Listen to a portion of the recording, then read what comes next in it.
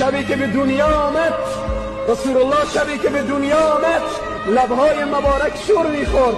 صفیه عمه رسول الله میگه گوش خود را به سمع ایشان نهادم، گوش خود را بر لبهای مبارک گذاشتم که میگوید امتی و امتی. به دنیا آمد من و شما را یاد کرد. زمانی که به معراج میرود امتی میگوید. زمانی که به صحرای